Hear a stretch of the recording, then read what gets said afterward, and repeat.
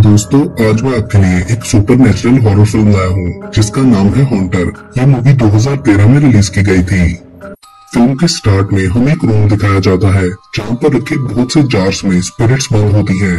अगले सीन में हम एक लड़की लीजा को देखते हैं जो वॉकी टॉकी पर आए अपने भाई रॉबर्ट के मैसेज से जागती है। उसके बाद वो जाकर रॉबर्ट को उसका वॉकी टॉकी देती है और कहती है कि तुम इसे मेरे रूम में छोड़ आए थे।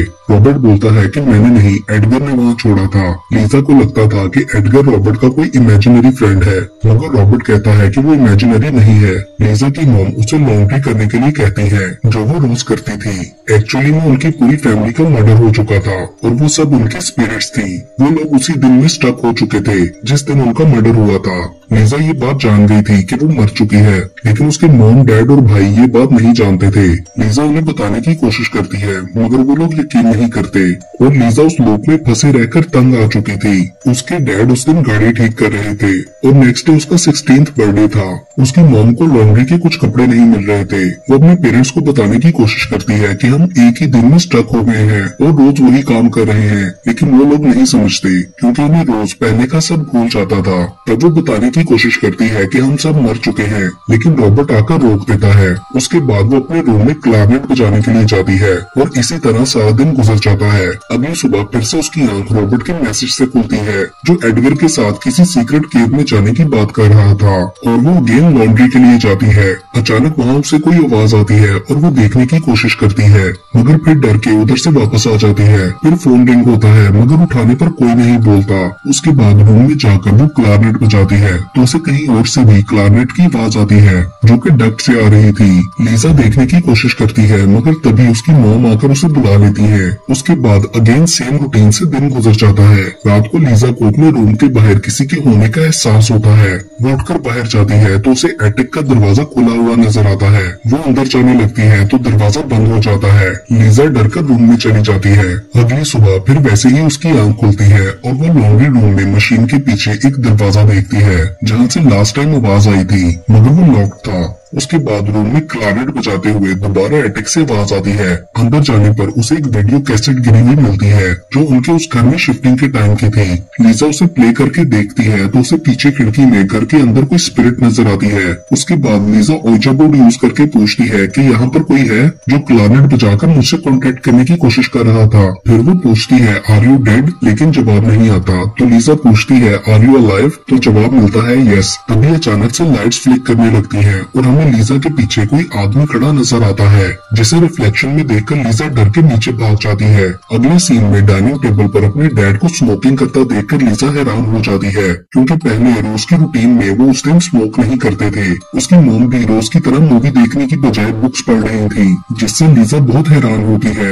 उसके बाद वो डैड के पास जाती है जो गैराज में गाड़ी ठीक कर रहे थे, मगर वो उसे रूम में जाने का कहते हैं। उस रात फिर से रूम के बाहर कोई खड़ा नजर आता है जो दरवाजा खोलकर अंदर आता है। लीजा चादर में छुप जाती है तो उसे किसी लड़की की आवाज आती है जो उसे बुला रही थी। लीजा डरकर उसे जाने के लिए कहती है तो फिर उसके देखने पर वहाँ कोई नहीं होता। अगली सुबह जब उसकी आंख खुलती है तो वो देखती है कि डैड ने सब चीजें बिखेर रखी हैं और मॉम पर गुस्सा कर रहे हैं कि मेरे स्पार्क प्लग्स क्यों गायब हैं जो कार के इंजन में से गायब थे। मगर लीजा और मॉम कहती है कि हमें उनका नहीं पता।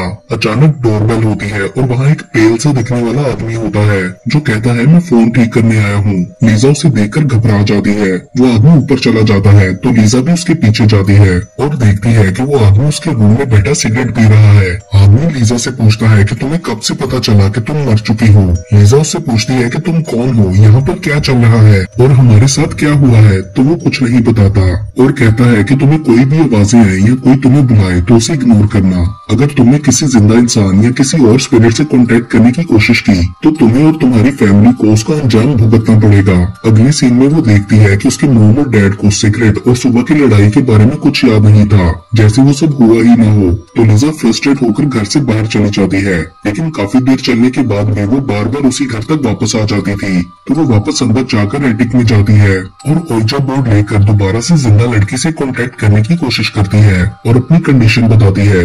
उस आदमी के बारे में भी बताती है जिसकी स्पिरिट ने उसे किसी से कांटेक्ट करने से मना किया था। बहुत ज्यादा कोशिश के बावजूद भी उसे कोई जवाब नहीं मिलता तो वो रूम में आ जाती है, लेकिन वहाँ बेड पर एक लड़की सो रही थी जिसका नाम ओलिविया था। वो लीजा से कहती है कि मेरी मदद करो, फ्लोर के नीचे देखो।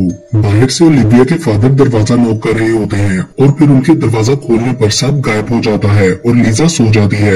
अगली सुबह वो फ्लोर के नीचे से एक डायरी निकालती है जिसमें फ्रांसिस निकोलस और कुछ और लड़कियों की मिसिंग रिपोर्ट्स वाली न्यूज़पेपर कटिंग्स लगी हुई थी। डायरी में से एक चाबी भी निकलती है जो कि लॉन्ड्री रूम वाले सीक्रेट डोर की थी।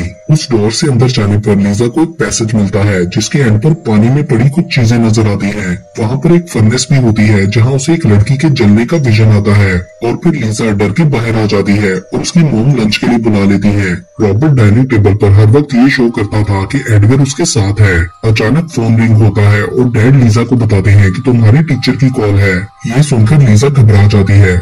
फोन पर वही आदमी होता है जो उसे दोबारा वार्न करता है कि सीक्रेट्स को जानने की कोशिश मत करो, ये मेरा घर है, जैसे मैं कहूँ वैसे करो। फोन काटने के बाद लीजा को रॉबर्ट का फ्रेंड एडगर नजर आने लगता है जो उसके पेरेंट्स को नजर नहीं आ रहा था। एडगर बोलता है तो लीजा को रियलाइज होता है कि ये वही आदमी है। वो कहता है कि जो मैं चाहूंगा तुम सब वही देखोगे। उसके बाद लीजा को विजन आता है कि उसकी फैमिली की लाशें सड़कर खत्म हो गई हैं और वो अकेली रह गई है। वो बहुत ज्यादा डर जाती है और जोर जोर से रोते हुए कहती है उन्हें वापस ले आओ। तभी अचानक सब ठीक हो जाता है और उसकी फैमिली वही होती है। फिर रूम में आने पर उसे ओलिविया की आवाज आती है मगर लीजा उसे खुद से दूर जाने के लिए कहती है। लेकिन तभी बाथरूम में उसे ओलिविया नजर आती है जिसके टच करने पर वो उसकी टाइमलाइन में पहुंच जाती है और ओलिविया की बॉडी में चली जाती है। वहाँ उसे अपनी फैमिली की मर्डर न्यूज का पेपर मिलता है। उनका 1985 में मर्डर हुआ था और ओलिविया की फैमिली फ्यूचर में उसी घर में रहती थी जिसमें उसके मॉम, डैड और छोटी बहन थी। उसके डैड भी गाड़ी ठीक कर रहे होते हैं और स्मोकिंग करते हैं। वो लोग उसे ओलिविया समझ रहे थे। डैड उस पर गुस्सा करके अंदर जाने को कहते हैं और अपना लाइटर गाड़ी में फेंक देते हैं। तभी अचानक लीजा अपने टाइम में वापस आ जाती है। वो समझ गई थी कि उस आदमी का अगला विक्टिम ओलिविया की फैमिली है जिसने उन्हें मारकर इस घर में स्टक किया हुआ था। लीजा फिर से ओलिविया से कांटेक्ट करने की कोशिश करने लगती है तो उसे वॉकी टॉकी पर रॉबर्ट का मैसेज आता है कि मैं सीक्रेट रूम में एडगर के साथ हूँ और वो कह रहा है कि तुम्हें सजा मिलेगी क्योंकि तुम बुरी हो। ये सुनकर लीजा फौरन से उस लॉन्ड्री वाली सीक्रेट केव में रॉबर्ट को ढूंढने जाती है। वहाँ पर लीजा उसी फर्नेस में पहुँच जाती है और रॉबर्ट कहता है कि हमने तुम्हारे साथ ट्रिक किया है, मैं तो एटिक में हूँ। फिर एडगर आकर लीजा को वहाँ लॉक कर देता है।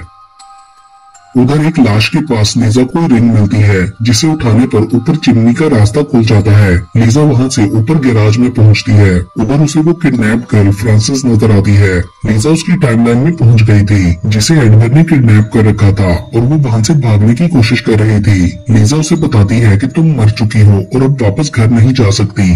तुम्हारी रिंग को टच करने से हमारा कनेक्शन बना। लीजा उसे रिंग देकर कहती है कि तुम भी मेरी तरह जाग जाओ।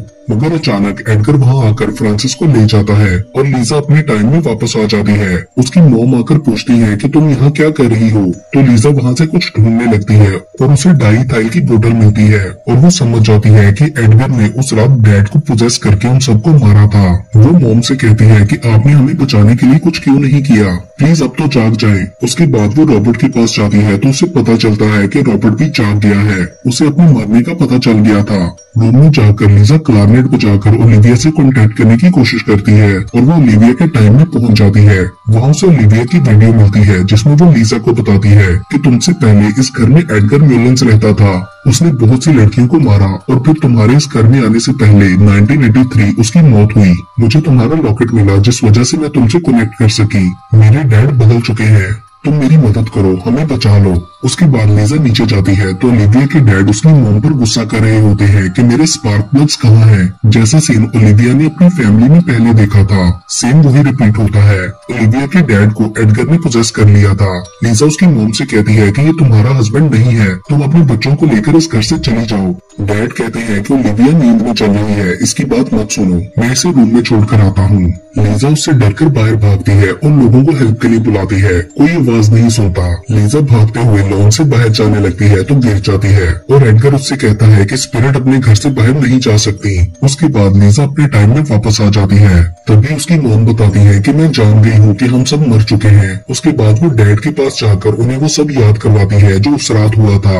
उन्हें याद आ जाता है कि उन्होंने अपनी फैमिली को मारा था। तब लीजा बताती है कि किसी ने आपको पोजेस करके ये सब करवाया। अचानक से घर जोर जोर से हिलने लगता है और चीजें टूटने लगती हैं। घर एडगर की टाइमलाइन में बदल जाता है। लीजा की फैमिली घर से बाहर आफ्टर लाइफ की तरफ चली जाती है, मगर वो एडगर को रोकने के लिए वहीं रह जाती है। उसके बाद वो देखती है कि एडगर ने यंग एज में अपने पेरेंट्स को भी मार दिया था और वो लीजा को वहाँ से जाने के लिए कहता है। लीजा भागकर एक रूम में छुप जाती है जहाँ बहुत सारे जार्स रखे हुए थे। एडगर बोलता है कि तुम यहाँ मुझसे नहीं छुप सकती, अब मुझे तुम्हारी जरूरत नहीं है, मेरे पास नई स्पिरिट्स आ गई हैं। लीजा ओलिविया से दोबारा कांटेक्ट करके उसके रूम में पहुंच जाती है जहां उसके डैड दरवाजा नॉक कर रहे होते हैं। लीजा बेड के नीचे छुप जाती है और उसके डैड के अंदर आने पर बाहर भागकर बेसमेंट में उस सीक्रेट केव में चली जाती है। उधर जो चीजें थी वो पहले उस घर में मरने वाले लोगों की पर्सनल बिलोंगिंग्स थी। लीजा उन्हें लेकर उन सब लोगों की स्पिरिट्स को बुलाने की कोशिश करती है ताकि एडगर को हरा सके, लेकिन ओलिविया के डैड वहाँ आकर उसे बेहोश कर देते हैं, जो कि असल में एडगर था। उसकी आंख खुलती है तो वो गाड़ी में बंधी होती है। ओलिविया के डैड अपनी फैमिली को मारने वाले थे और ओलिविया की बॉडी में लीजा थी। लीजा गाड़ी में गिरा लाइटर उठाकर अपने हाथ पांव खोल लेती है और जब एडगर गाड़ी में बैठता है तो लीजा उसका गला दबाते हुए गाड़ी की चाबी लेकर बाहर भाग जाती है और चाबी दूर फेंक देती है। लेकिन एडगर के पास एक और स्पेयर चाबी थी और वो लीजा को पकड़कर मारने लगता है, मगर तभी बाकी सब लोगों की स्पिरिट्स आ जाती हैं और एडगर को पकड़कर उसी फर्नेस में जला देती हैं। ओलिविया के डैड होश में आ जाते हैं और उन्हें कुछ समझ नहीं आता कि क्या हुआ है। लीजा उन्हें सब समझा देती है और लीजा ओलिविया को गुड बाय बोलती है और सो जाती है। अगली सुबह वो अपनी फैमिली के साथ बर्थडे के दिन हेवन में जागती है। वो लोग उस लूप से अब बाहर आ चुके थे और इसके साथ ही ये मूवी यहीं पर खत्म हो जाती है।